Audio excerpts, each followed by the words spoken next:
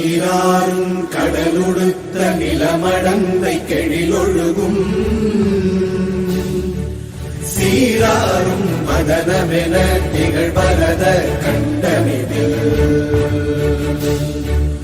எக்கணமும் அதில் சிறந்த திராவிடனல் திருநாடும் தக்க சிறு பிறை முதலும் தரித்தனரும் திலகமுமே அத்திலக வாசனை போல் அனைத்துலகும் இன்பமுற எத்திசையும் புகழ் மணக்க இருந்த பெரும் தமிழனங்கே தமிழனங்கே உன் சீரிழமை திறம் வியந்து செயல் மறந்து வாழ்த்துதுமே வாழ்த்துதுமே வாழ்த்துதுமே.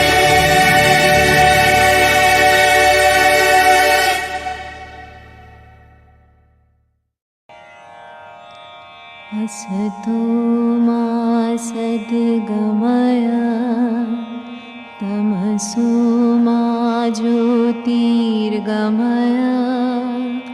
मृत्योर्मामृतं गमय. मा सद्गमय तमसो मा ज्योतिर्गमय मृत्योर्मामृतं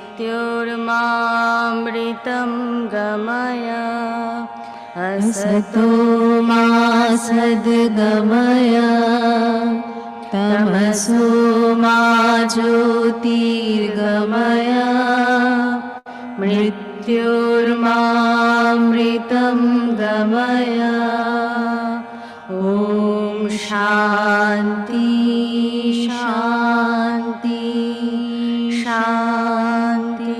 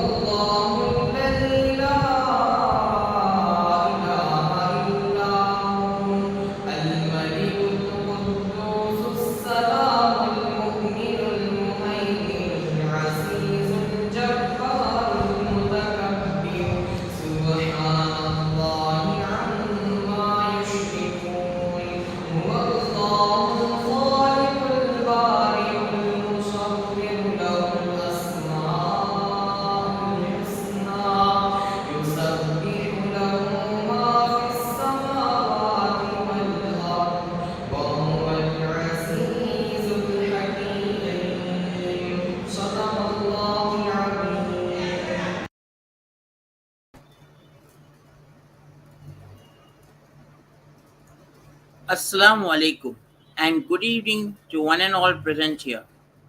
I wholeheartedly welcome you to the day 5 of the capacity building program on technology transformation in business, purpose to performance. Indeed, we have witnessed a dynamic collaborative effort between the Institute of Cost Accountants of India and the new college to bring about sessions, technical sessions, one after the other, providing us valuable inputs and technical expertise. May I now kick off the day 5 with inviting our energetic organizing secretary, Dr. M. Muhammad Hashim Sir, Assistant Professor of Commerce, the new college, to deliver the welcome address. I am audible, sir. Yes, sir, you're audible, sir. Please go ahead, sir. Assalamu alaikum and good evening to one and all present here.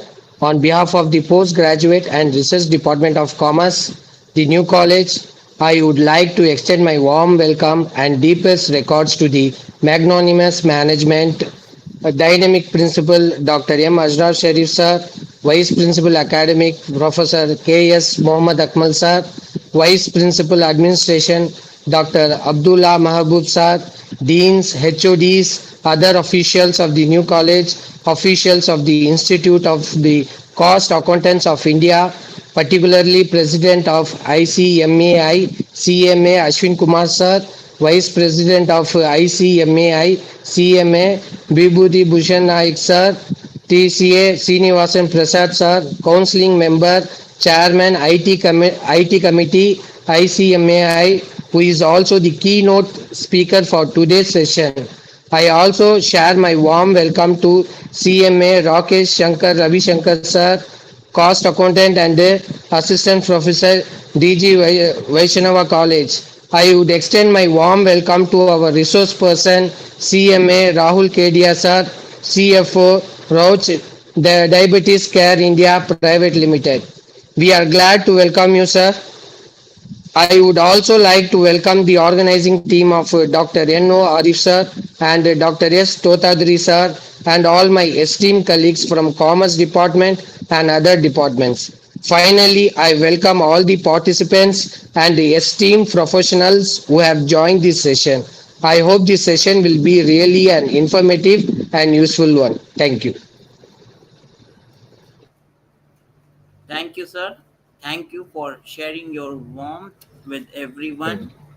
you. You Thank covered you. each and everyone, so courteous of you to welcome all the gathering, the virtual gathering, if I could say. Today, we are going to witness another remarkable session. And today, we have amongst us one of the finest professionals in the CMA field, Mr. Rahul, Mr. CMA Rahul G. Kedia, sir, who is also the CFO of Roche Diabetes Care India Private Limited. Before moving ahead, I would like to give a brief introduction of what accomplishments and credentials Sir has accomplished. To cut short the most important achievements due to lack of time, because Sir, you have achieved a lot and it's our honor to have you here. Uh, Most importantly, Rahul sir is a finance leader with 20 years experience in across verticals with healthcare, FMCG, OTC pharma, steel and audit firms. He has had more than 9 years experience at varied leadership positions including head compliance, head human resource, head sales, and twice general manager of country CEO role, part of regional finance leadership team. He has worked with companies of global repute such as Beresdorf Group and Tata Steel, to name a few. He's an inspirational leader with a proven history of success in balancing shareholder interest with long-term financial viability, consistent track record of progression, and to name few of his important posts which he have held over his period of work in his profession. He has headed the company as CEO with additional responsibility of head sales. He has implemented the concept of ROI for any investments in marketing intangibles.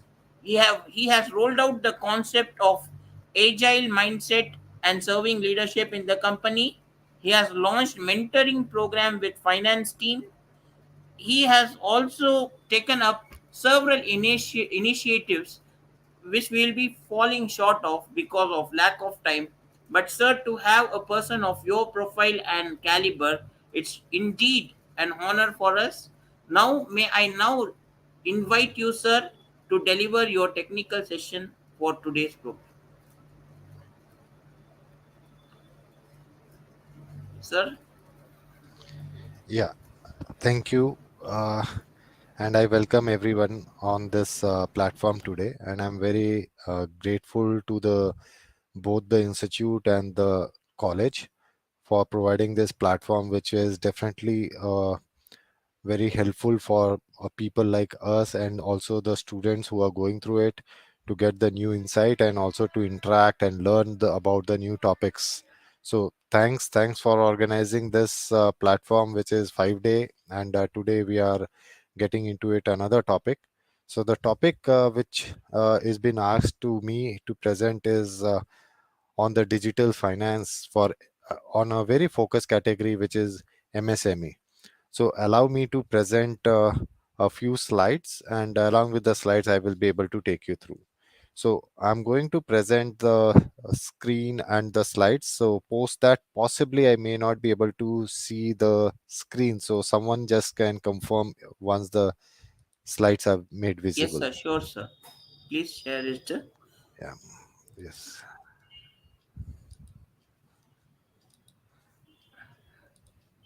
Your screen is visible, Is sir. perfect. So Thank you, sir. as I was saying, yeah. So I'm just taking it forward from here. The topic on which I've been asked to speak about and to share some insights from the particularly from India is on the digital finance and whether the digital finance is a boon or bane for MSME. So let me first talk about what is MSME, because we generally talk about use this acronym MSME, but what is exactly it is and what is a slight background on this front. So MSME stands for micro, small, and medium enterprise, and I'm very confident that everybody would be aware of it. And we see these MSME enterprises are the entities that are involved in the production, manufacturing, and processing of goods and commodities. And then, as a consumer or as a end of the day, we also consume those products and we facilitate the MSME in that form. In regard to MSME, the government of India had created a specific law or the act regarding that to help them, and that was the first introduced in the year 2006, and the act is MSME Development Act, or we can call it Micro, Small, and Medium Enterprise Development Act 2006. uh, to get into slightly more better understanding of MSME, I've just taken this table which will help us to understand what is a MSME enterprise classification, which is made in 2020. So what is the difference basically between the micro, small, and medium, or when we call some enterprise or any company as a micro? So there is a threshold which is definitely put on the financial parameter. So someone will be a micro if the investment and the annual turnover both. So we have to look into it. If the investments are less than 1 crore, or the annual turnover, which is sales or the revenue, is less than 5 crore. So if either investment or turnover is less than 1 crore and 5 crore respectively, it goes under the micro scale category. If we talk about if the investment is more than say 1 crore but not between 1 to 10 crore, then it comes into small, and same for the sales. So if sales is more than 5 crore and anything below 50 crore, then that said enterprise becomes a small enterprise.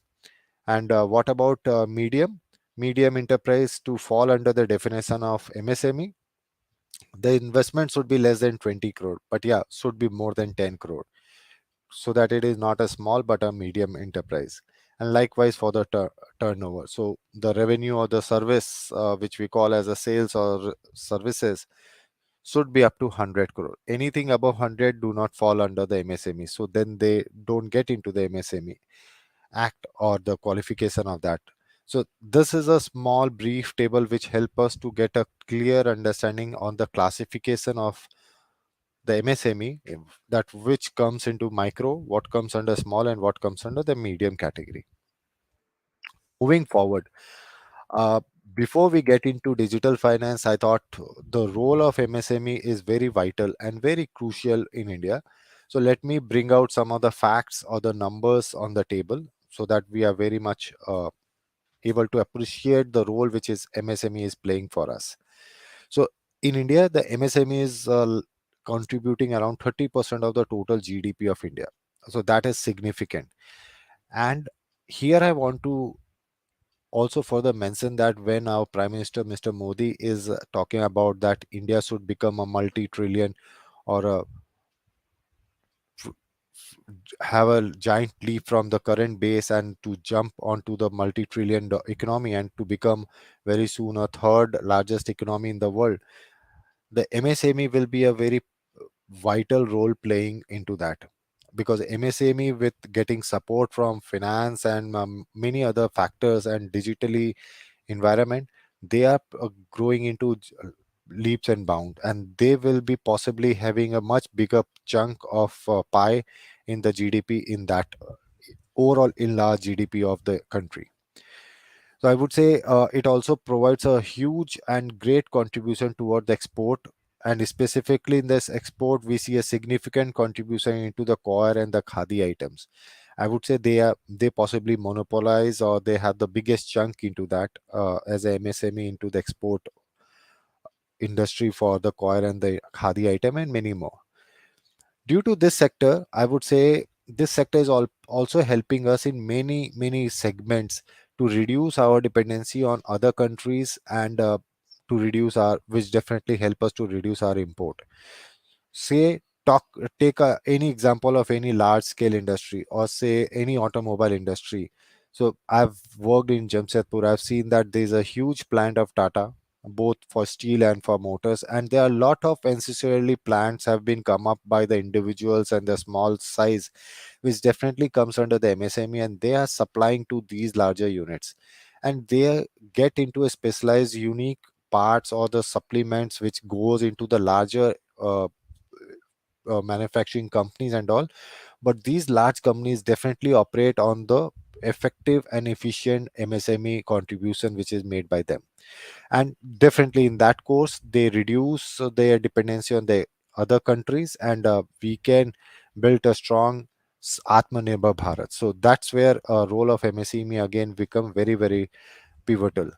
Again, we have a huge population and we are the largest populous country of the world right now. But if we look upon the numbers, MSME is providing a is the largest contributor of the employment generation in India as of now. So it talks about like 100 to 110 million people are currently provided jobs or the employment opportunity because of the MSME.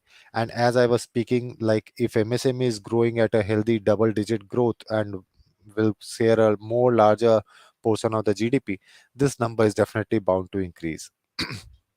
If we take a look of recent where state governments and the central governments are inviting foreign investments in India, these investments once are put on the real implementation plan, many small scale industries come up, and once they come up they provide further employment into those tier 2 tier 3 or even into the rural areas. Later we will also see the contribution of MSME between urban and rural.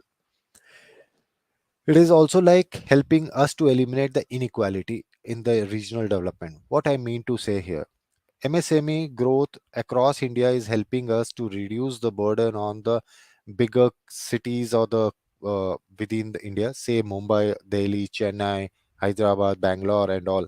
So earlier, people for the employment opportunities and other aspect they used to tend to move into those areas only. They have to migrate it, but now because of MSME is coming up and the small many small scale industries are developing in different parts of country, which may not be the metro cities or the large cities, and that's where people are getting employment opportunity within their hometowns or near closer to their hometowns. So that's where it brings the economy of scale for the industries also, and that helps to balance the regional development also. And as I was just referring, MSME is also heavily focusing on the rural employment, and that's where they are setting it up. And a lot of people from rural background and they are getting involved into it. I would say around close to 90 lakh MSME are there in the state of Uttar Pradesh itself. And just earlier, beginning of this year, there was a huge conclave also set up in Uttar Pradesh, and where they were talking about more than 3 lakh crore of investment being attracted. How much it has been put to implementation, I don't know, but definitely that's a very positive sign that these kind of investments are coming up. And along with the large scale companies in India, many small scale companies are also getting launched, and these monies are used to support these large scale companies, and also to promote the talent and the skills and the other stuffs which these small scale level or in the rural we see people are coming up with unique products and creating a market for them. Even in the export we see a healthy contribution coming out from them. I would say out of the all MSME present in India, 55 are coming out from the service, and 45 is a mix which I find from one of the report is a manufacturing activity. So again, that's quite healthy mix out there, and service sector is also booming. So I think India is able to provide a lot of service support. Out of total count of number, if I have to say, MSME present in India is close to around 35 lakhs are micro, close to around 4 lakhs are small, and as of now, close to 15-20,000. Uh, Again, these numbers are rapidly changing, and with every new report, we find a increase in these numbers, which is a very healthy sign. So that something is a snapshot of what is MSME and how they are contributing and touching the India's progress of our country. So, and this shows you a very clear segregation that around 49% of the MSME is in urban and 51% in rural. If I take a flashback of couple of years or even a decade back, the contribution of urban was more than 52-53%, and rural was accordingly 46-47%. But now a larger thrust, or I would say larger presence, is coming into rural. So I won't say the urban side is reduced, the count is reduced in the urban. No, it's not like that. Urban is also increasing in terms of count, but the sheer increase in the rural area is much bigger than the urban. So as a percentage, we see now that rural is more than 50% and now stands at 51%. And that is very healthy, and that is actually helping us to promote the small industries which are possibly present in villages and the smaller jilas and kasbas also, and bringing those stuff at a global roadmap, not only at a national level but at a global roadmap. Moving now, coming to slightly on to the topic of the digital finance for MSME in India, I would say, as per a latest World Bank report, digital finance have actually helped to reduce the cost of borrowing for MSME in India up to 50%. Earlier, it was, I would say, it is only talking about the cost, but also a lot of burden or the process or administrative hurdles which was there has been reduced to a very large extent. And that's where we see digital finance is coming very handy for the promotion of MSME. And there's a very clear thrust, and you will see later. Again, in the similar pattern, I see Google. We all know Google, and Google found that MSME uh, who are using the digital finance services are most pro- set to grow their business and create a lot of jobs and to have a healthy sustainable business model. So that is where they are looking. So here the idea is that possibly the traditional financing models are there, but are they good for the kind of growth we are looking? Possibly no. uh, it could be good also, but yes, with the availability of the digital finance, I think that calls out in the current scenario that You get this money, it comes very quick, the cost is lower, the burden is less, the administrative processes are not there, and then we can do it.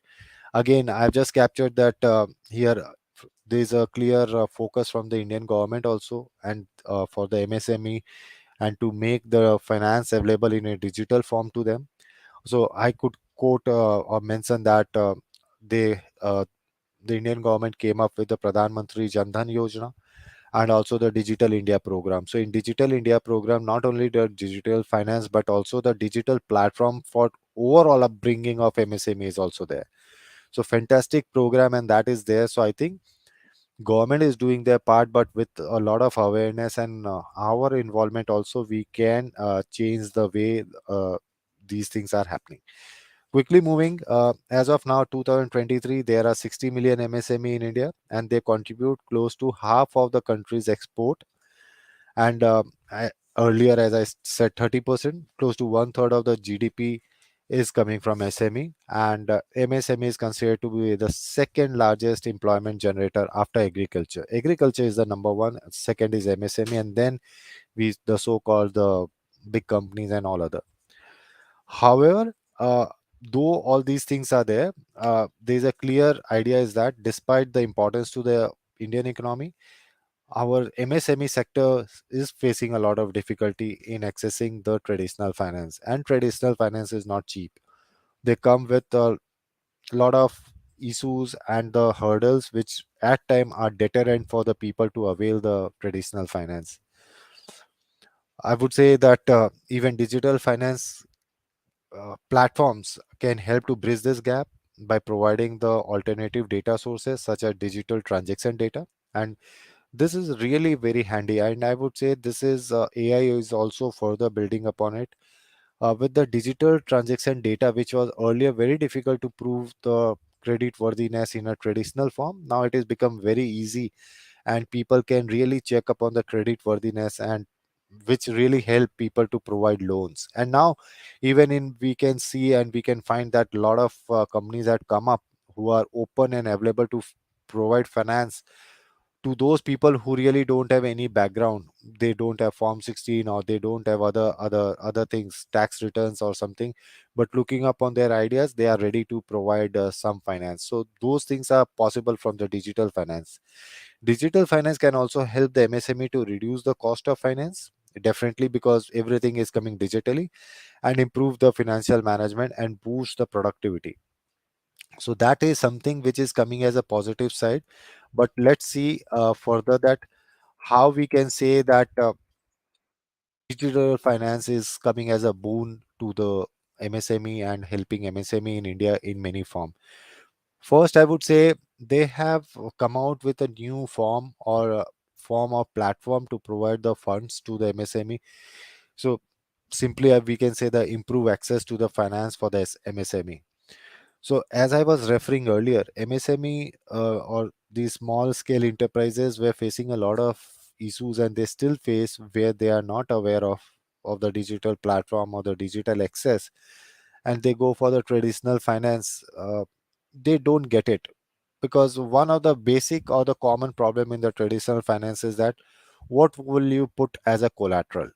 A person who is having a limited funds and but have a fantastic idea, or having a group 3 to 4 people coming up together, but they don't have any collateral, or neither they have a credit history, because they have just possibly came out from college and they have a fantastic idea.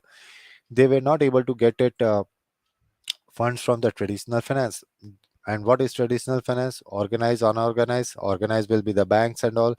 Banks have their own set protocol, so they will ask for give me something in return, so to de-risk the bank from the losses. Those were the challenges, but I think the digital finance platform uses many other innovative and the alternative data sources, such as the transactions which we are doing digitally. They can access to that. They will have access. And now we have connected data sources, like PAN is connected to the Aadhaar, and also if someone wants to just check on it, so they can get a credit worthiness report, and that can really help these digital platforms taking some account of risk on their side, but to provide loans to MSME.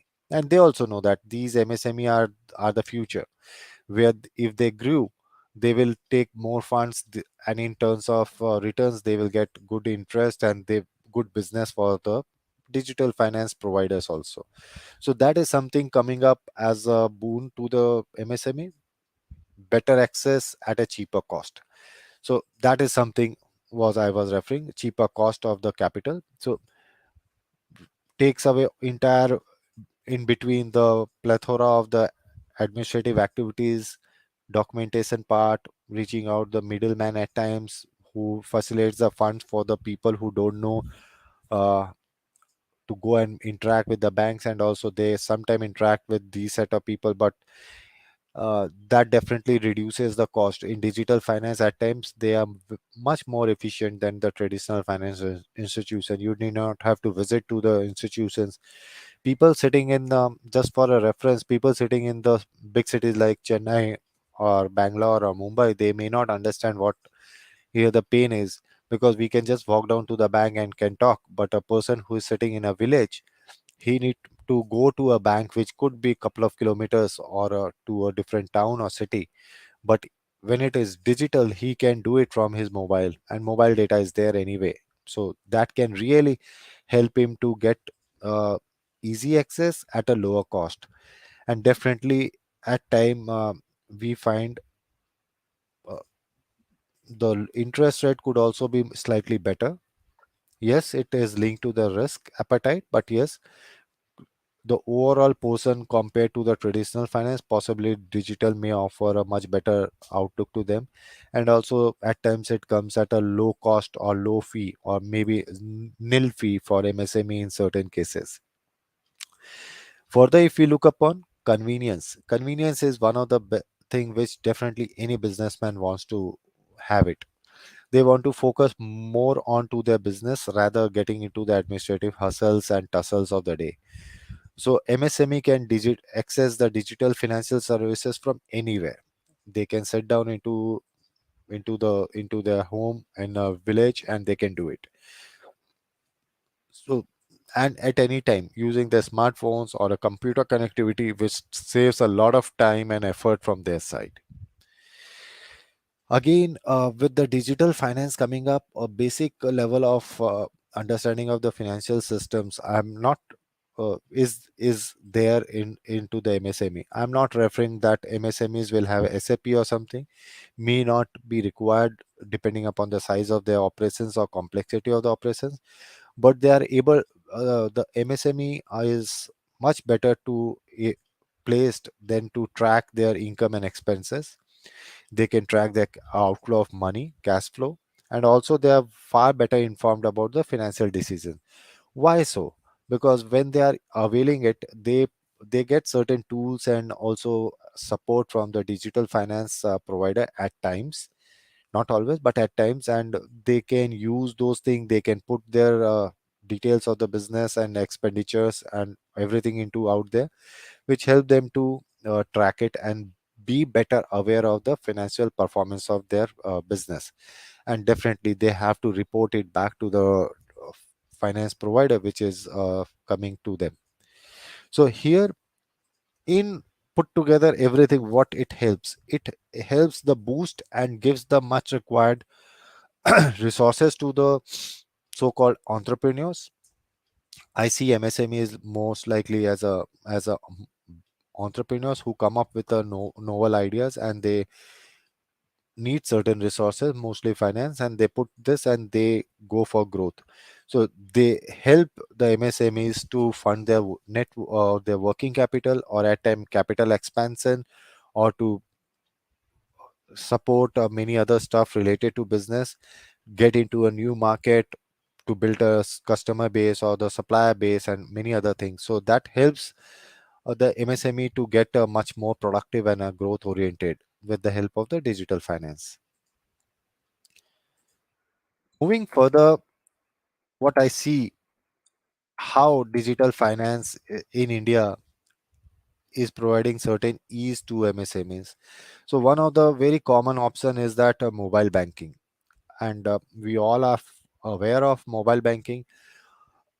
But the same thing, just think from a perspective of a farmer who is trying to set up a rural based agriculture based industry. So he getting a knowledge about mobile banking and then using it would be very good for him. So mobile banking is very popular form of and I would say the number one form of the digital finance in India, and we are doing significantly far advanced level of digital finance in the world as of now. We have recently also seen into G20 that people from very developed countries coming up and they were amazed to see the how the UPI is working in India. So yeah, UPI is definitely a form of digital transaction, but yeah, the overall it comes under the digital platform and the digital access to the financing. So that definitely helps. So here I would say it allows the MSME to access to the banking services from their smartphones or the laptop. They can check into their accounts, they can remit the money, they can make the payments of the invoices, and they can collect at the same time they can receive money into their account and they are aware of the receipt of the money. It's just on the click of button. They need not have to visit to the branches or to ask people about the update. So that is simplified. So that is one form of ease which is provided in form of mobile banking. Second is the digital payment. That is what I was referring as a UPI. So digital payment such as UPI or the QR code, just name it, from Google Pay or Amazon Pay or Paytm, anything, they're becoming increasingly popular. Means I can see that even if you go for a small tea shop, you can pay 10 rupees also by scanning the QR code. It is very widely available and they are making uh, easy remittances to these people. And how it works, multiple people, thousands of people are remitting that money, 10 rupees, 20 rupees, 50 rupees to on that QR code. All that accumulate into that, and at the end of the day, the entire money get into the bank account of the person as a one. So maybe in the whole day, if the person got a revenue of say 15,600, that 15,600 is reflected into his bank account. So and that person is happy. He need not have to have a hustle of handling multiple notes, currencies and all. That money is coming to his bank account. He can anytime withdraw and pay. So that is something is made possible by the digital finance, by UPI and QR code. Convenient and very secured way of doing transactions and accepting payments also. So equally relevant for MSME, and that is happening. Uh, Online lending is another platform which had come up, and they are there to provide money and funds to the people who comes up. And one of their very clear focus target audience is MSME. MSME can use these lending platform to get the loans without having visiting to the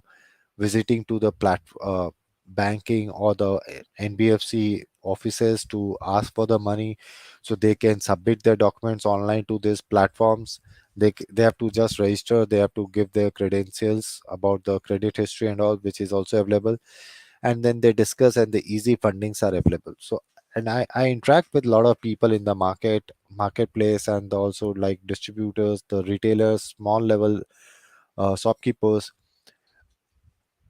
They Some of them are availing these kind of services and they're pretty happy. At times their point is that yeah, the interest rate is might be 1% here and there above, but the kind of convenience and the availability of money made to them is much more required. So they are fine if say instead of 10% they have to pay 11%, they're fine. But why?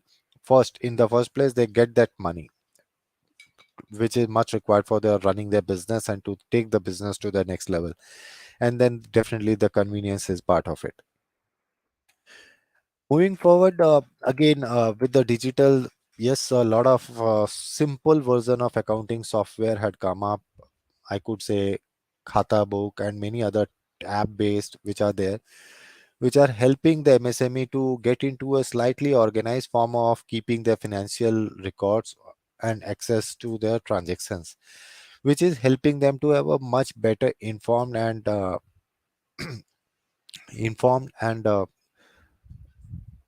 about the financial performance of their unit, and they can take a timely and informed decisions. uh, Digital finance for the MSME have seen certain dramatic or drastic changes post COVID. COVID had changed the life for all of us in India and across the world. But I could figure it out that post COVID there was a significant s- effort put behind this area.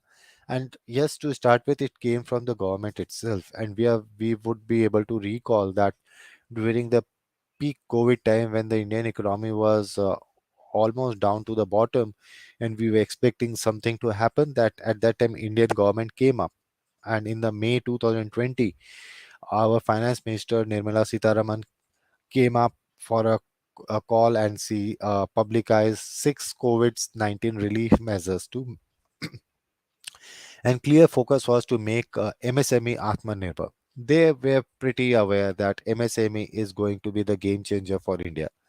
They will be driving the growth for India. And that's where to be a self-dependent or Atmanirbhar, we need to support them. And what was missing during the COVID?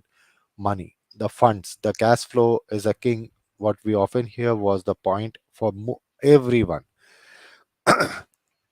And that's where the government of India came out with six such publicized initiative, so which I've just captured, which was subordinated debt for stressed MSME. So there the Indian government had invested around close to around 20,000 dollar 20,000 Indian rupees 20,000 crore Indian rupees to subordinate debts for the stressed MSME, which is significant. uh, then again, this is very interesting. They had tried to infuse the equity in MSME through funds of funds. They the equity infusion for MSME was done through funds of fund, and the magnitude was around 50,000 crores, which is huge. What is funds of fund? We often know about mutual fund. Mutual funds is in a common form. We put in money. Investors are putting their money, and that money is coming into a common fund, and from there they go and buy into the equity share. The fund managers goes and buy the equity of multiple companies, and that's how, as per the theme, or maybe into debt funds, they go and buy the debt fund. In the funds for fund, they go and buy the units of the mutual funds. So it is a fund, and on top of it there's a funds of fund. So the funds of fund goes and buy units of the already existing mutual funds, and that's how they have tried to invest 50,000 crore equity into the MSME through funds of fund. We often hear FOF. Then again, there was a very clear extension of emergency credit line, which is a lifeline, I would say, for 1 year till 2023 March. So that was extended by the government of India, and that helped a lot of MSME to sustain the credibility and to keep their credit line. Again, on the similar terms, there was a credit guarantee for MSME was done through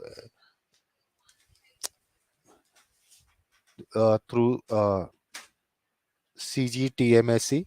And what does CGTMSC is? The Credit Guarantee Trust. They created a credit guarantee trust for micro and small scale enterprises, and through that, close to around 1.5 lakh crore was being assured by the Indian government. So that was quite significant.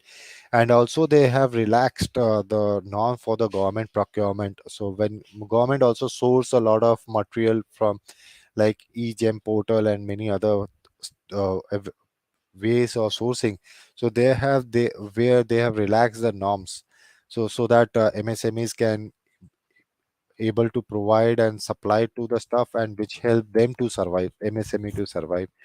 Also at the same time, for supporting MSME and other stuff, government has also launched e-Shram portal, which was to provide employment opportunities, and for which they created this, which is like I understood that to be like a employment portal or exchange created for unorganized workers, where they can enroll for it and then government try and support to them. So that was there. These measures, very clear measures, were aimed to provide financial support and the reliefs to the MSME uh, who were affected by the COVID-19. Quickly moving forward, I would here touch upon that why digital lending is considered as a game changer for the MSME. Uh, just as in the previous slide, we saw that government of India standardized and asked the banks to support the government schemes for the betterment of those SME who were under stress, such as like the emergency e credit line guarantees, the emergency credit line of guarantee to support that, and also supervise the public and private sector so that the support and is made available in terms of financial support to the businesses who are facing the economic crisis in the MSME segment. The whole lending and financial ecosystem was need to be uphold the MSME with a agile credit solution. Speed was the much required to microeconomic impact at that point of time. So here, some of the devoting factors for digital lending under MSME are which are as follows. I would say MSMEs are digitizing their operations and their credit acquisition very quickly, which is really required and helping them. 75% of MSMEs are allocating or having their data digitally record. So this is a very positive development which is happening, and as we are moving to the digital world, this is something which will be definitely required for most of them, and it is helping them. uh, 47% of MSMEs are handling digital tools for the accounting, payment, and sales purpose. So just a couple of data points for your reference how it is helping. And the credit chain value is digitizing, so that's where the having access to funding. And as if we look upon the picture again, the clear five areas that on the digital, the speedy loan approval to cost efficiency to easy banking, providing credit insights to the MSME and reduction of the credit gap, so that is there. uh, in this regard, again, I would bring out that Indian government is working there and has given a clear access and a smooth process for securing loan to uh, uh, under the digital lending for MSME as compared to the traditional way of the funding to the MSMEs. So that is definitely quite good. Just a minute. Yeah. Moving forward, uh, we also see with this all these booms there are certain challenges. If we go and do certain research, we'll find n number of challenges which would be there, but I have zeroed down on couple of challenges which comes to my assessment as the most critical. So I would say that digital finance is definitely a boon for the MSME in India, much required. We can't just think we just can't think beyond that. If digital finance is not there, then what? Digital finance is must required. It is like a blood in our veins. It need to be there. It can, why? Because it can help MSME to access finance, reduce their cost in getting the convenience, and definitely with all this boost and grow their business. Also, with while these positive sides are there, there are certain news challenges or risk also attached to the digital finance for the MSME in India, particularly I would say in India. And from my assessment, I could find out first is the lack of awareness.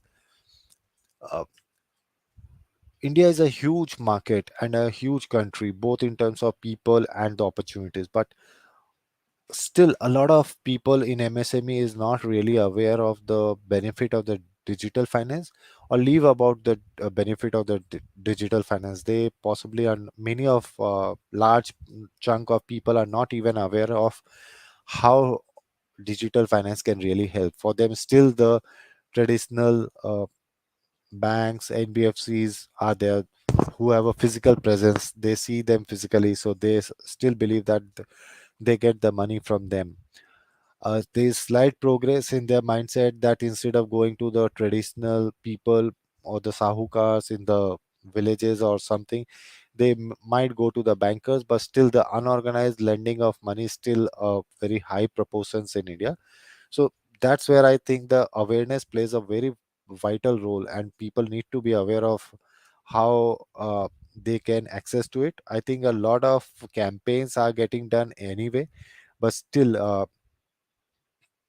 there's a clear lack between what do we expect and what do we currently have. So there's a clear gap into it. So awareness is much required for MSMEs to about the digital finance, and then they can start using it.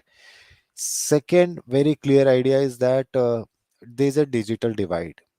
Now what is digital divide? That is very important for all of us to understand that in India, MSME in India don't have access to the internet, or even they have access to internet.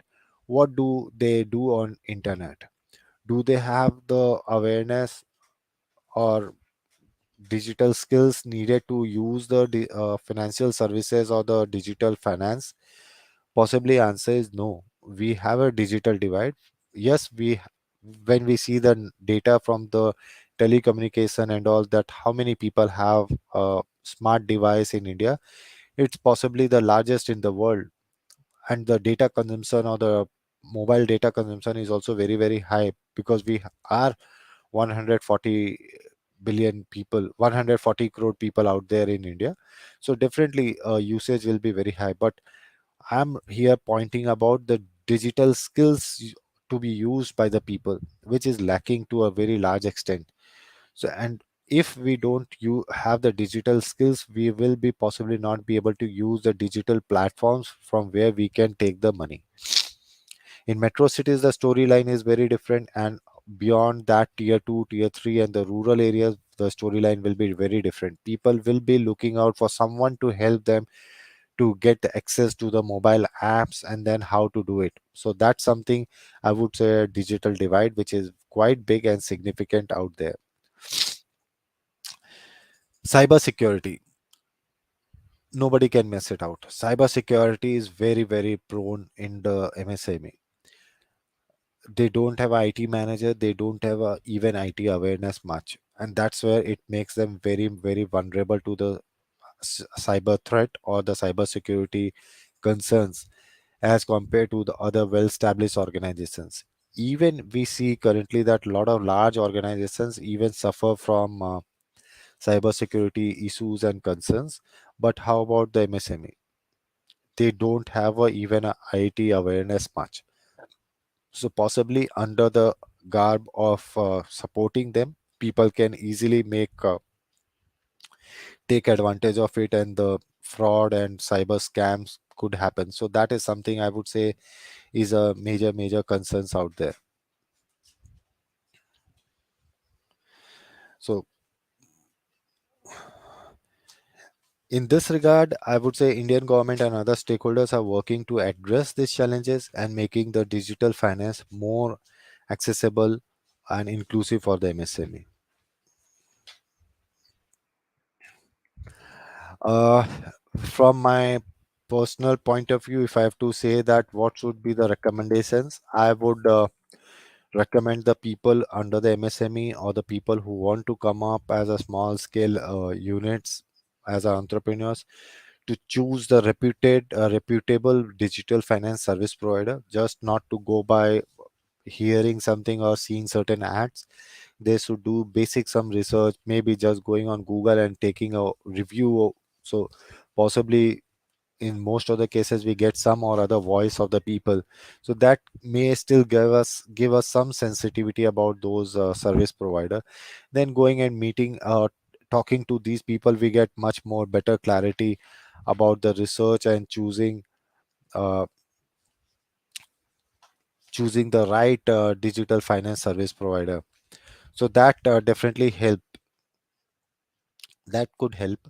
Secondly, I would say using a very strong password and two factor authentication. So people generally don't put a strong password, they put in their date of birth And just don't tell me, but you can think yourself that how many of you would have put in the name of your children along with their date of birth, or your vehicle number, or something like that, which is very very common, name of your birthplace or city or something, as your password. But is that good enough? Possibly no. The people who knows you slightly better, they may be able to crack it, and then we suffer the cyber frauds. So we should use a strong password, which could be alphanumeric or combination of alphanumeric with a slightly longer in terms of at least 10 to 12 alphabet and combination of digits. So that helps. uh, and two-factor authentication, that will help us to avoid any kind of cheating or the fraud which can come up out there. The third, which I would say as a most common risk and which people can be aware of, is the scam. uh, People should be aware of the very commonly happening scams, and we often hear every year that some or other scam happened, and people just in the desire of getting quick money or easy funding, they go into it and they burn out their own hard earned cash also. So that's where I would say that people, if they are a bit cautious, they can avoid the scam. They can avoid sharing their personal and the financial information and safeguard them for overall.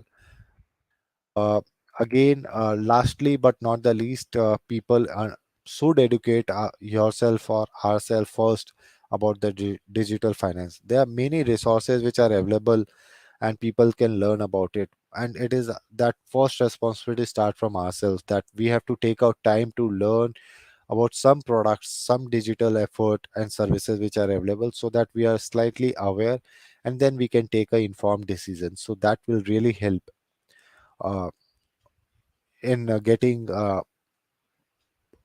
abused in form of in the digital platforms by the wrong people. So that's something we can take use of it. So that was something I wanted to capture in short summary. I have already said it, but the key popping up point was that World Bank said that uh, MSME digital finance is helping the MSME to reduce their cost by 50% and bringing efficiency in them. Secondly, again, Google mentioned that MSME who is using digital and digital finance, they are most likely to have a very good growth and to also create employment opportunity. And also, a very strong public and private partnership is required in India. It, we can't just leave upon the Indian government, but also the large scale organizations also need to come up and partner with the Indian government, so that as a combined we can support MSME. And we should not forget MSME is also a backbone to all of us in terms of their support to the branded products. We often hear and know the product from the brand, but these brands are built from a lot of supplies and support which comes from MSME. So I believe there is also a responsibility for these larger organizations to partner and to support MSME also, and give a slight preference, so that they can get benefit of it. So with that, I would say thanks for your patience listening to me. And with that, I come back to the platform, and maybe in case anybody have something.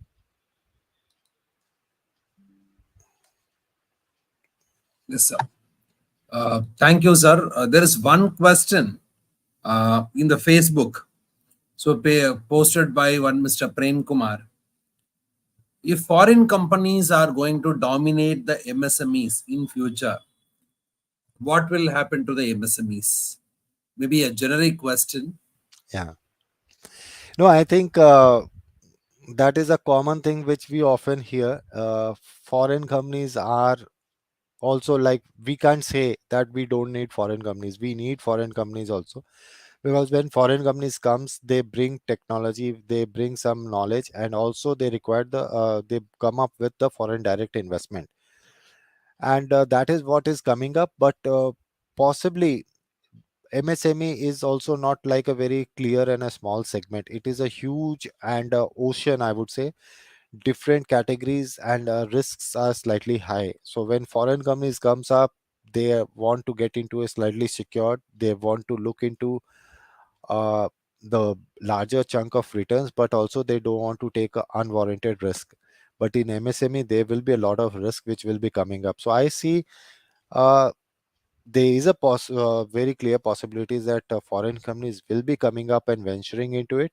But instead of dominating the MSMEs, they possibly would be keen to fund the MSME like angel investors and other to fund into that platforms to provide liquidity and money to the MSME and then earn from that. So they might be holding equity shares out there. So that could be a possibility. But I think it's time to wait and watch, and also to see how the regulations and other spheres takes it up.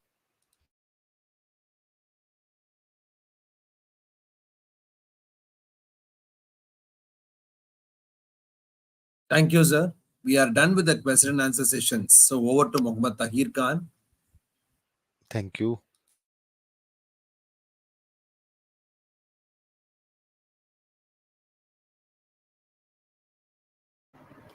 Thank you, sir. Thank you for giving us so much information related to MSMEs. From your lecture and your technical session, I came to understand that the way forward is how we take, how we adapt digital finance in our modern business applications, and how we go about it. It is quite going to be a very seamless activity. Moreover, your presentation gave us a sense that digital finance is more of an advantageous thing rather than a bane. But there are certain challenges, obviously, which will have the government has to think about it. So thank you, sir, for enlightening us with this wonderful technical session. We were really pleased. We were really delighted by your presentation. May I now request the all the sessions were so wonderful, and now our dynamic organizing secretary, Dr. N.O. Arif sir, will be presenting the snapshot of all the 5 days proceedings. He'll be helping us recall. So, may we have the honor of inviting Dr. N.O. Arif sir, organizing secretary and coordinatorship, to present the consolidated report of the 5 days proceedings.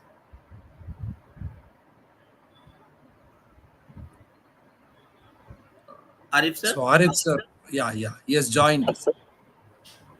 Assalamu alaikum and a very good evening to one and all present here. It gives me immense pleasure to put forward the report of 5 days proceedings. The 5 days capacity building program on technology transformation in business, purpose to performance is a collaborative effort between the New College, Chennai, and Information Technology Committee, the Institute of Cost Accountants of India. The day one of the capacity building program started with Tamilthai Valthu, the institution prayer of ICMAI, and invocation from the Holy Quran by Master Affan of 2nd MCOM. Dr. S. Syed Rafiq Ahmad, HOD of Commerce, delivered the welcome address. CMA TCS Srinivas Prasad, Council Member, Chairman, IT Committee, ICMAI, presented the main theme of the event, highlighting the indispensable role of technology in today's business. CMA Uttam Kumar Nayak, Chairman, Eastern India Regional Council ICMAI, delivered the keynote address that was nothing short of inspiration. His comments provided valuable insight into the transformative potential of technology in the business world. CMAS Ranganandini, General Manager, Ramco Systems Limited, was the resource person for the technical session on day one of the capacity building program. Madam gave in-depth analysis on the successful implementation of ERP systems. She walked through the intricacies of ERP, showcasing how these systems help streamline operations, also improve decision-making processes, and facilitate data-driven insights with real-time case studies. It was followed by the resource person invited questions from all the participants. Many participants came up with thought provoking questions on ERP, and it was answered by the resource person in an engaging and proficient manner. The vote of thanks was delivered by Dr. Envo Arif, Organizing Secretary, PG and Research Department of Commerce, the new college. The day two of the capacity building program started with a welcome address by Dr. S. Tamim Sharif, HOD Shift 2, Postgraduate Research Department of Commerce. CMA TCS Srinivasa Prasad, Council Member, Chairman IT Committee, ICMAI, delivered the special address with respect to the fintech and blockchain that added depth and perspective to the program. The resource person for day two was Sri Raghavendra Prasad Venkataraman, founder and managing director, Astra Quarks Digi Solutions Private Limited. He gave valuable inputs on fintech and blockchain a catalyst. With his vast experience and expertise, he elaborated on the pivotal role of financial technology and blockchain in modernizing and catalyzing various industries. He presented the digital economy landscape in a nutshell. The technical session was followed by an interactive question and answer session. Dr. M. Mohammad Hashim, the organizing secretary, proposed the vote of thanks. The day three of the capacity building program started with Mr. S. Mohammad Iqbal, coordinator of SF, PG and Research Department of Commerce, the new college, delivering the welcome address.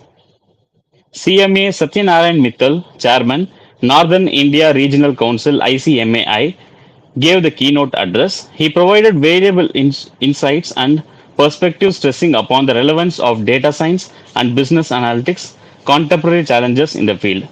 His keynote address laid the foundation for a deeper exploration of this critical topic, implicating its significance to modern business opportunities and challenges. The technical session led by CMA Dr. Arindam Banerjee, Associate Professor, Finance, School of Commerce and Management, Shivnadar University, gave a profound exploration of data science and business analytics, future of business intelligence. His presentation covered a wide range of key concepts such as alternative data and how it is influencing the interests of the different stakeholders at a global level. He also pointed out that the few possible ways to collect alternate data while sharing some research insights and practical examples. He emphasized the transformative power of data in shaping the future of business intelligence, showcasing its role in informed decision making, competitive advantage, and strategic planning. The technical session was followed by lively question and answer session. The vote of thanks was delivered by Dr. M. Alagatangamani, Assistant Professor of Commerce, PG and Research Department of Commerce, Shift 2. The day 4 of the capacity building program commenced with welcome address by Dr. S. Abdul Rahman, Assistant Professor, PG and Research Department of Commerce, SF Batch, the new college. CMA Chaitanya Lakshman Rao Moharir, Chairman, Western India Regional Council, ICMAI, gave the keynote address. He emphasized on the significance of MSMEs and their contributions towards the Indian economy, capabilities and advantages of ChatGPT in MSMEs. He gave an overview on ChatGPT technology and underscored its applications for enhancing customer support, marketing, streamlined processes, job creation, solving queries, and drive transformational growth in small and medium enterprise. CMA Rohan Sharma, SAP consultant, Accenture, was the resource person for day 4. The focal point of the session was that it provided in-depth exploration of ChatGPT's practical application in general and for MSMEs in particular. Drawing upon his extensive expertise, the resource person provided a comprehensive usage of the technology, navigating its dynamic mechanisms. He underscored how ChatGPT leverages pre-trained language models to generate human-like responses in natural languages, emphasizing its potential as a powerful communication tool. Throughout the session, he demonstrated the manner in which ChatGPT could automate customer inquiries, elevate customer support, enhance data analysis, and optimize supply chain operations and modern application of ChatGPT. The question and answer session provided a platform for the participants to interact with the speakers to clarify their doubts and pose their questions with relevant to the topic. The vote of thanks was proposed by Dr. M. Mohammad Abubakar, Assistant Professor of Commerce, PG and Research Department of Commerce, SF Batch. The day 5 of the capacity building program on technology transformation in business purpose to performance started with Dr. M. Mohammad Hashim, Assistant Professor, PG and Research Department of Commerce and the Organizing Secretary, delivering the welcome address. CMA TCS Srinivasa Prasad, Council Member, Chairman, IT Committee, ICMA, gave the keynote address. CMA Rahul Kedia, CFO and whole-time Director, Roche Diabetes Care India Private Limited, is the research person for day 5. The focal point of the session was that it provided in-depth exploration of digital finance and as to whether it is a boon or a ban. Throughout the session, the resource person demonstrated the manner in which digital finance plays the role of a game changer and has a major role in the growth and development of MSMEs through improved access to finance, reduce the cost of finance, and increase the convenience, and so on. The question and answer session provided a platform for the participants to interact with their speakers to clarify their doubts and pose their questions relevant to the topic. Thanks for the opportunity. Thank you, sir. Thank you so much for giving a snapshot of all the 5 days. It was as if we walked through all those 5 sessions again. Uh, that was really wonderful and so nice of you. Uh, may I now take the privilege to invite one of the most inspiring figures of our college, one of the most motivating figures, and personally, he's a very charming person and energetic principal, Dr. M. Asra Sharif, sir. Sir, may I now request you to give the valedictory address? Good evening. I'm really happy to be Yes, sir. You're associated audible, with sir. this. So your voice. Good evening. Yes, Can you sir. hear You're me? audible. Yes, sir. I'm really happy to be associated with this capacity building program on technology transformation in business, purpose to performance, jointly organized by the Institute of Cost Accounting of India, IT Committee, and the PG and Research Department of Commerce. I'm sure this program would have achieved its aims and objectives in serving as a platform, a forum for participants, including the members of staff, for knowing about how technology can be harnessed to change the way you do business. Digital transformation makes business more efficient and profitable, and also easier to adapt to market changes. I'm really happy that innovation and sustainable growth is possible in organizations, business organizations especially, if they look to technology to be the catalyst for doing business in terms of achieving their results in a very successful manner.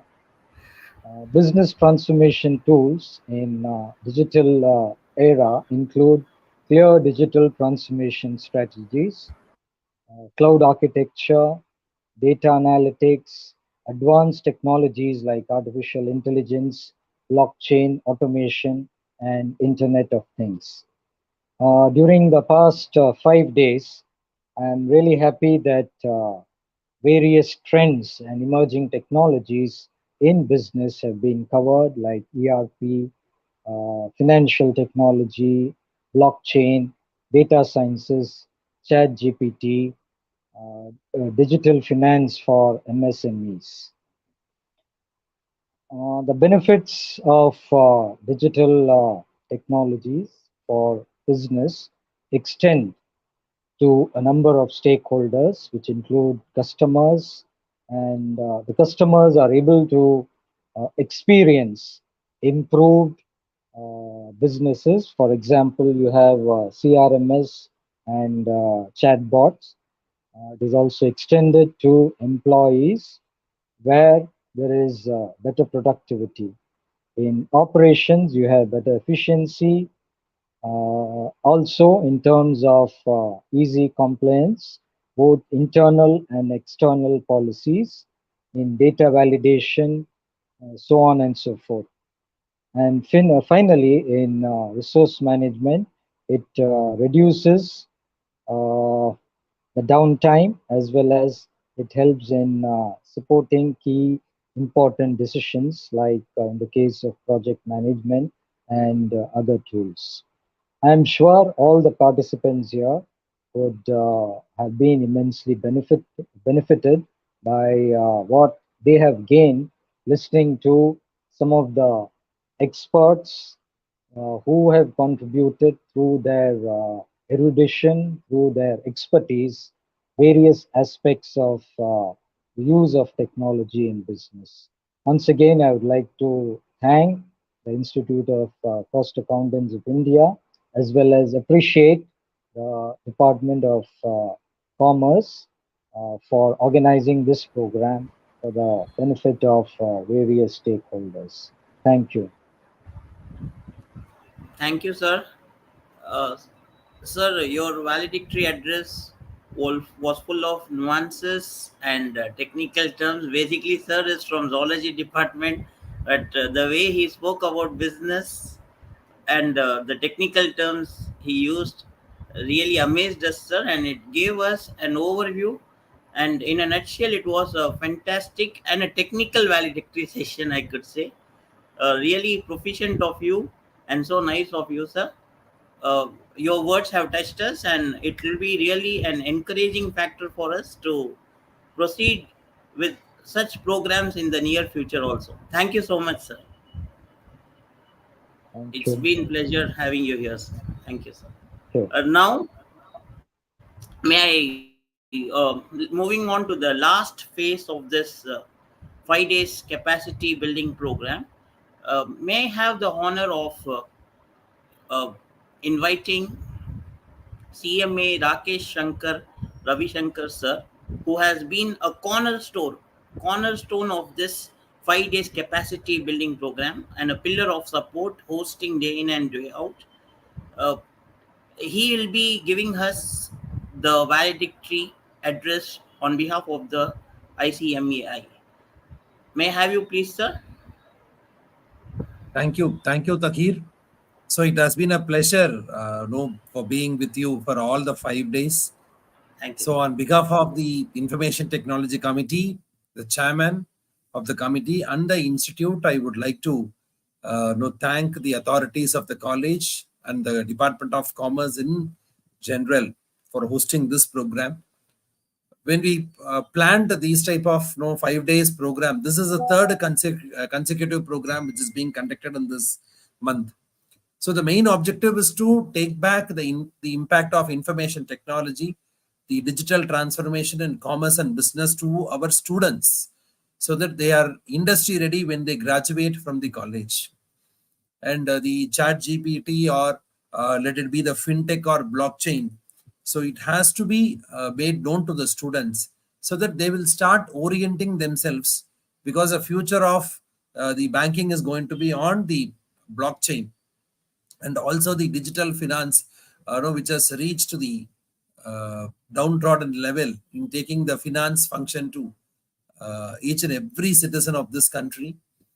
And apart from that, the sessions on artificial intelligence, machine learning, the robots, bots.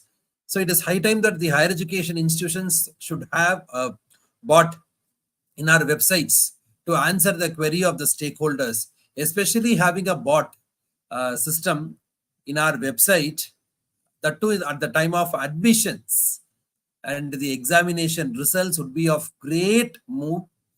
So the institute's aim is to bring such digital transformation in the higher education institutions, and also the students should be able to have on-demand examinations.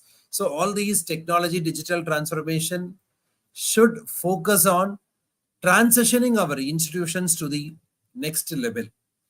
We have been traditionally following certain system, system of having about 5 hours of class per day, and also continuous internal assessment. The continuous internal assessment should be continuous. Maybe where we can have a system of having the assessments through online, with a very remote proctoring or so. So which will add more value to the students, and also we will give them, when we talk about the application analytical oriented learning outcomes. So it is high time we'll have to pitch in the digital transformation, have the impact of technology on all subjects. Let it be arts, science, commerce, pure science, or allied sciences. So we need to have the impact of digital transformation today, and we'll have to break the walls between the departments.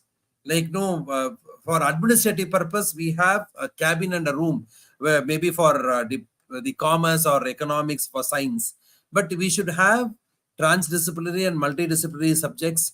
Today I was very happy when our Usher sir, who belongs to the zoology department, is able to speak on business.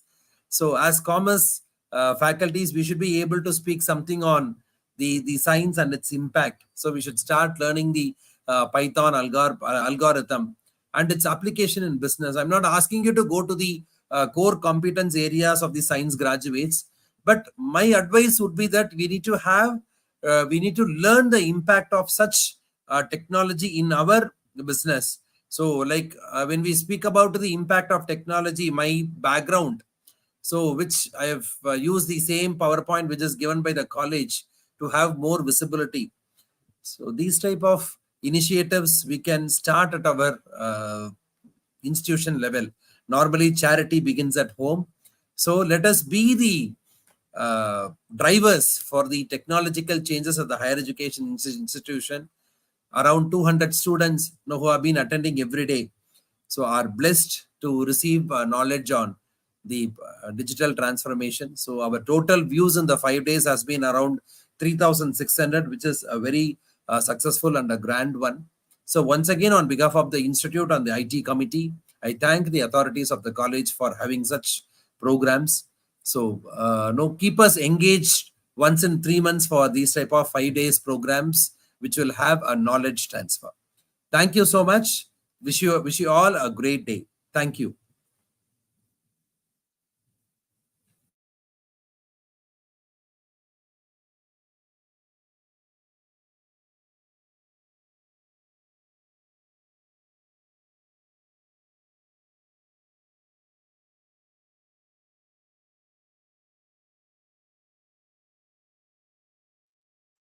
Yeah, over to Tahir for the vote of thanks. Sir, please unmute yourself. Thank you, sir. Thank you for giving us an overview of what is supposed to be done and how digital transformation can be useful in many ways. But the topic here was digital transformation. The way you went about talking about digital transformation, it's more about transformation of mind and attitudes. So you have been a game changer in many ways, sir, by connecting academia and the industry. So thank you, sir. Thank you for your inputs, valuable inputs. Let us move on to the last session, and let me take this wonderful opportunity to propose the vote of thanks. On behalf of the Postgraduate and Research Department of Commerce, the new college, I wish to propose the vote of thanks by thanking the magnanimous management, especially our patron, Janab Ilyas Seth Sahib, Honorary Secretary, who has been instrumental in assisting us and encouraging us. Our beloved Principal Sir, who is always inspiring, energetic, and he has been a beacon of light for us. Dr. Asra Sharif Sir, our beloved Principal Sir, thank you, sir. His two lieutenants and dynamic vice principals, Professor S. Muhammad Akmal Sir, Vice Principal Academics, and Dr. Abdullah Mehboob Sir, Vice Principal Administration. for their ever growing support in whatever good things we do, academic things or extracurricular activities. Thank you, sirs. I would like to extend my heartfelt gratitude to the Institute of Cost Accountants of India, particularly President Ashwin Kumar sir, who has been very kind enough and courteous enough to share all his wisdom by letting us have this kind of programs. Vice President Vibhuti Bhushan sir, Bhushan Kumar sir, who has been again very instrumental in organizing this program. I would also extend my sincere gratitude to CMA TCA Srinivasa Prasad sir. I think he is the real person driving this kind of academia collaboration with the industry. His craving for knowledge, uh, even when we were conducting this day two session, the manner in TCA Srinivasa Prasad sir came in and took the questions on himself, it was just amazing. It gives us a sense that learning has no limits. It is beyond the subject, it is beyond the horizons.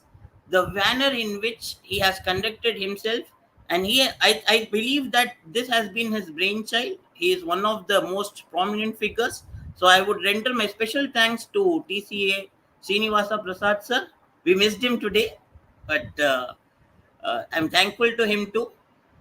Then I would like to even thank Rakesh Shankar, CMA Rakesh Shankar Ravi Shankar sir. Needless to mention his hosting, his dedication, his commitment. Sir, it would not have been possible. This Smooth Conduct program would have not been possible without your hosting, without your cooperation, and your and your mechanism, working mechanism, the manner in which you direct everything is just fabulous, sir. And I think you are that immaterial bridge which connects the academia with the industry. Thank you so much, sir.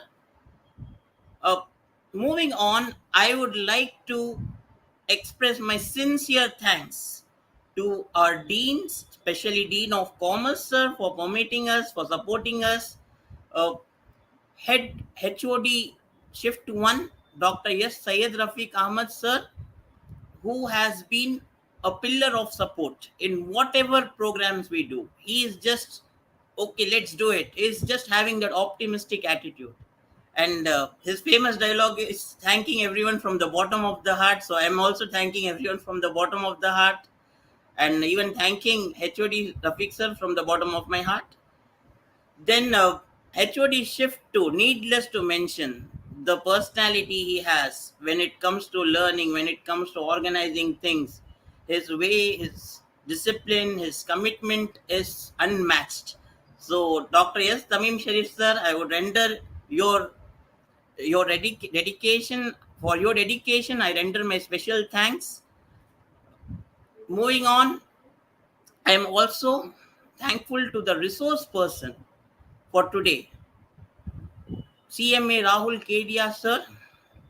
Your technical session was just fabulous, sir. The way you took this important, pertinent question, whether digital finance is a boon or bane, whether it is advantageous for MSMEs, whether it is not advantageous. The way you had a balanced approach, stating your honest reviews and how digital finance could help MSMEs, it was just really mind blowing, sir. So I would render my special thanks, Rahul Kedia, sir, who happens to also be the CFO of Diabetics Care India Private Limited. Thank you, sir. Then moving on, uh, I would fail my duty if I do not thank the dedicated, committed. No, this is a working day for everyone in college, and the commitment shown by the organizing team comprising of Dr. N.O. Arif sir, who is the unsung hero, I believe. Dr. N.O. Arif sir is the unsung. What we are doing is the forefront.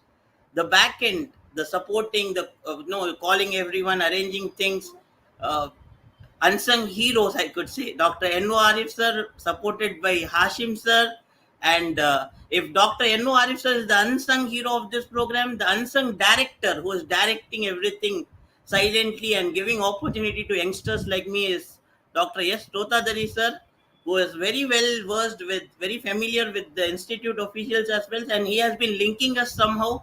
So this event would not have been possible without the support of our or evergreen organizing secretaries team comprising of Dr. N. Arif sir, Dr. M. Muhammad Hashim sir, and Dr. S. Totari sir. So I give a big applause and my sincere thanks to you all, sir. Last but not the least, I thank all my esteemed colleagues from my Department of Commerce who have been very supportive, from from my college, other professors. I thank them too, and I also thank the professors, research scholars of other colleges, and all the students and other participants who have made this program a huge success. Thank you, one and all. Have a blessed and happy weekend. And last but not the least, let us not forget that this program was a huge success because of the grace and mercy of Allah subhanahu wa ta'ala. So let us thank the Almighty God for his blessings and showering his peace and mercy upon us. Thank you all. Assalamu alaikum.